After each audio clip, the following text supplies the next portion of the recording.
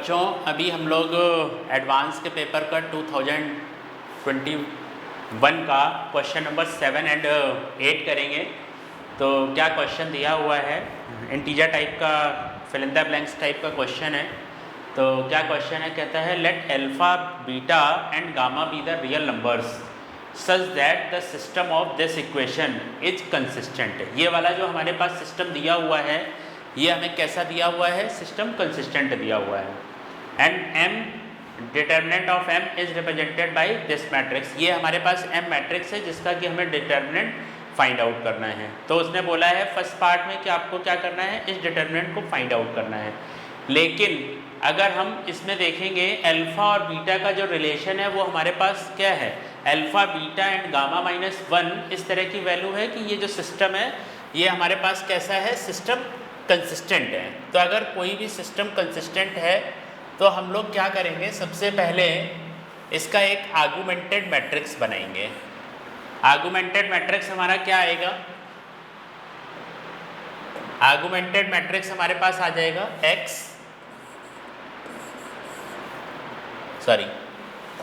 Augmented matrix हमारे पास आएगा 1 2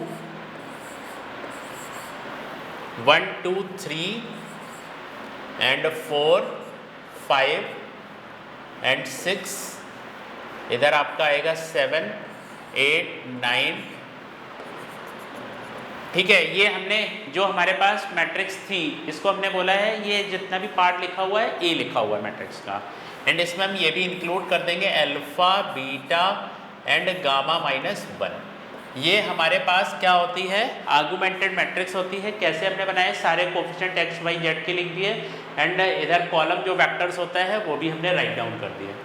तो अब हमें ये पता है कि अगर हमारे पास कोई सिस्टम जो कि क्या है, कंसिस्टेंट है, तो अगर इस मैट्रिक्स को, अगर मैं इस मैट्रिक्स का जो नाम है ए है और ये जो कंप्लीट आर्गुमेंटेड मैट्रिक्स है इसकी जो नेमिंग है A/B।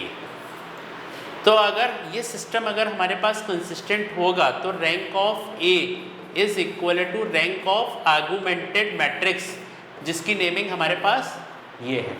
ठीक है, तो अब आप लोग देखेंगे कि इसकी हम लोग क्या करेंगे, रैंक निकालेंगे। ये जो हमारे पास मैट्रिक्स है ये हमारे पास कंडीशन है फॉर कंसिस्टेंट सिस्टम के लिए। अगर कोई लीनियर सिस्टम अगर कंसिस्टेंट है तो रैंक ऑफ ए मैट्रिक्स हमारे पास ये लिखी हुई है एंड आर्गुमेंटेड मैट्रिक्स क्या है, ये कंप्लीट मैट्रिक्स है। इन दोनों की जो रैंक है वो हमारे पास क्या होनी चाहिए, इक्वल होनी चाहिए।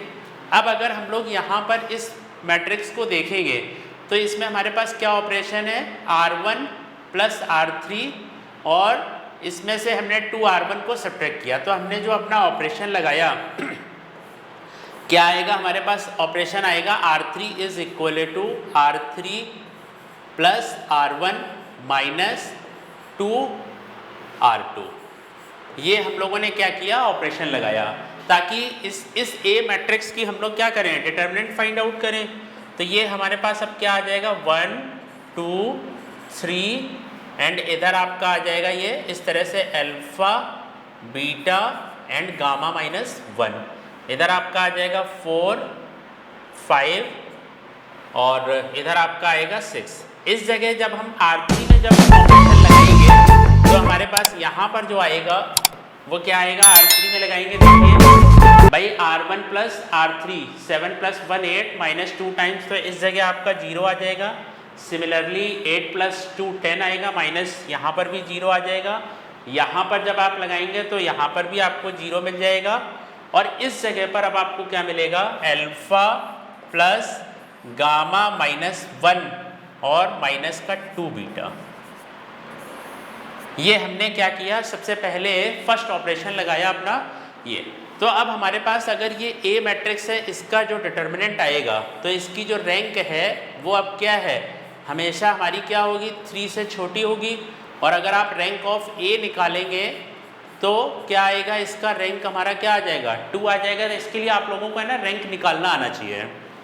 ओके, अब अगर ये आर्गुमेंटेड मैट्रिक्स की भी रैंक अगर अब हमें 2 चाहिए, आर्गुमेंटेड मैट्रिक्स की अगर हमें रैंक भी अगर हमें 2 चाहिए तो ये वाला भी जो लास्ट वाला एलिमेंट है इसको भी क्या होना पड़ेगा, 0 होना पड़ेगा। इसने हमें दे रखा है ये जो सिस्टम है वो कंसिस्टेंट है। तो अब हम लोग क्या कर सकते हैं, यहाँ पर इसको अगर हम देखेंगे तो alpha minus 2 beta plus gamma minus 1 is equal to 0। जिस दिन ये कंडीशन होगी, जिस दिन ये कंडीशन होगी उस दिन rank of A matrix and rank of augmented matrix A dot B की जो रैंक आएगी वो हमारी क्या आएगी, 2 आएगी। तो ये सिस्टम क्या हो जाएगा, कंसिस्टेंट हो जाएगा। तो उसने ये जो हमें पॉइंट दिया था इस कंडीशन को फाइंड आउट करने के लिए दिया था। अच्छा, अब हम क्या करते हैं, अब हम इसमें और देखते हैं कि क्या हमारे पास कंडीशन है। अब हमारे पास उसने बोला है कि हमें क्या निकालना है, डिटर्मिनेंट ऑफ m निकालना है। ये जो हमें मैट्रिक्स दी हुई है इसका हमें क्या करना है, डिटर्मिनेंट फाइंड आउट करना है। तो डिटर्मिनेंट ऑफ m, ये हमारा इस क्वेश्चन का फर्स्ट पार्ट है, question number 7। The value of the determinant of m निकालिए, जहाँ पर m हमारे पास ये मैट्रिक्स है। तब हम लोग इसका डिटर्मिनेंट फाइंड आउट करेंगे। तो क्या आएगा, alpha into 1 minus 0 minus 2 times इसका प्रोडक्ट क्या हो जाएगा, बीटा माइनस 0 आ जाएगा।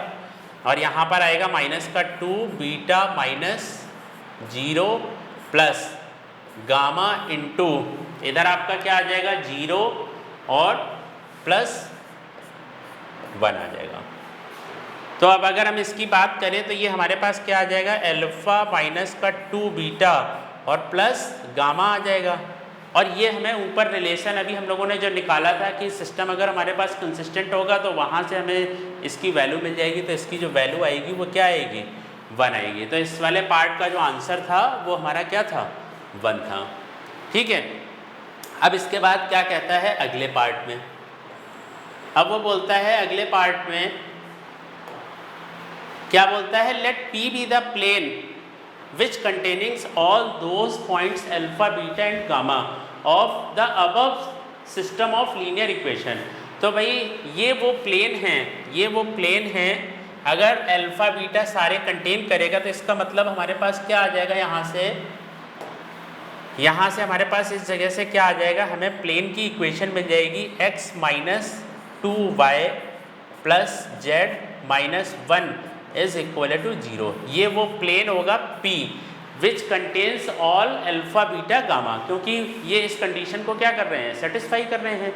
अब क्या कहता है, कहता है डी बी द, अब हमें यहाँ पर value of d find out करना है। D be the square of the distance of the point from the point this. अब हमें इस प्लेन से इसकी क्या करनी है, डिस्टेंस फाइंड आउट करनी है। तो डिस्टेंस फाइंड आउट करने के लिए हमारे पास फार्मूला क्या होता है, इसका स्क्वायर फाइंड आउट करना है। तो सबसे पहले हम d निकालते हैं। तो d की वैल्यू हमारे पास क्या आ जाएगी, इसका जो हमारा फार्मूला होता है ax1 plus by1 plus cz1 plus d upon under root a square plus b square plus c square. ये हमारे पास फार्मूला होता है डिस्टेंस फाइंड आउट करने के लिए। तो d की हमारी वैल्यू क्या आ जाएगी, इस जगह पर इस पॉइंट से 0 minus 2 plus 0 minus 1 upon under root इधर क्या आ जाएगा आपका 1 प्लस 4 प्लस 1। ये आ जाएगा हमारा d की जो वैल्यू आएगी वो क्या आएगी, माइनस मॉडुलस के अंदर है, डिस्टेंस कभी भी आपका निगेटिव नहीं होगा, तो 3 अपॉन अंडर रूट 6 आएगा। लेकिन हमें किसकी वैल्यू फाइंड आउट करनी है, हमें d, ये d स्क्वायर डिस्टेंस का, इसको अगर हम लोग d1 डिनोट कर लें, ठीक है, ये हमारा d1 है। तो d की जो वैल्यू होगी वो क्या होगी, d is equal to d1 square हो जाएगा। तो इसकी आपकी वैल्यू आ जाएगी 9/6 आ जाएगी, मीन्स 3/2 और दिस इज इक्वल टू 1.5। तो हमारा इसका जो आंसर है वो क्या आएगा, 1.5। तो इस क्वेश्चन में जो कॉन्सेप्ट यूज़ किया गया था 3D का भी है, मैट्रिसेस का भी है, और आपको कंसिस्टेंट भी पता होना चाहिए कि कब हमारे पास कोई सिस्टम कंसिस्टेंट होता है। तो कंसिस्टेंट की आपको कंडीशन भी पता होनी चाहिए। And distance of the plane, अगर किसी भी पॉइंट से हमें प्लेन की डिस्टेंस निकालते हैं तो उसका फार्मूला भी पता होना चाहिए था। तो ये क्वेश्चन हमारा जो है इतनी कंडीशंस पता थी, तो इसकी जो रेटिंग है वो हमारी किस में जाएगी, मीडियम में जाएगी। ओके।